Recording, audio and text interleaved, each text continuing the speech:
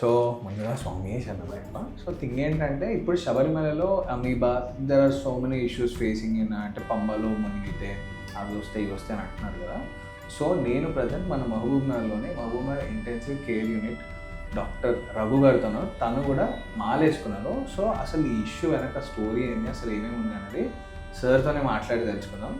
ఏం లేదు, అమీబా అనేది ఇప్పుడు మనకి కొత్తగా న్యూస్ రావడం వల్ల మనం కొత్తగా అనుకుంటాం. కాకపోతే ఈ అమీబా ఎప్పటి నుంచో existing, this is very rare. కాకపోతే ఇప్పుడు ఎందుకు వస్తుంది ఏంది అసలు ఇదేంటి అంటే నైగేరియా ఫౌలేరి అనే ఒక చిన్న అమీబా. అంటే అమీబా అంటే అందరు చదువుకుని ఉంటారు కదా చిన్నప్పుడు, ఒక స్ట్రక్చర్లెస్ బ్యాక్టీరియా, స్ట్రక్చర్లెస్ ఆర్గానిజం అది.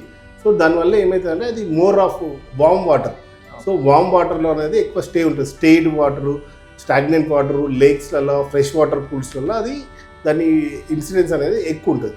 సో అది ఆల్రెడీ ఎగ్జిస్టింగ్. అది శబరిమల ఇప్పుడు ఎందుకంటే ఈ టైంలో అనేది క్రౌడెడ్ ఏరియా కాబట్టి మల్టిపుల్ పీపుల్ అందులో స్నానం చేయడం వల్ల, మల్టిపుల్ ఫుడ్ ఫాల్స్ ఉండడం వల్ల వాటర్ అనేది మడ్డీ అయిపోతుంది. సో ఆ మడ్డీ అయినప్పుడు కింద ఉన్న అమీబా మొత్తం పైకి రావడం వల్ల అండ్ ఒక ఈజీలీ వాటర్లో అనేది కంటామినేషన్ అనేది ఈజీగా అవుతుంటుంది.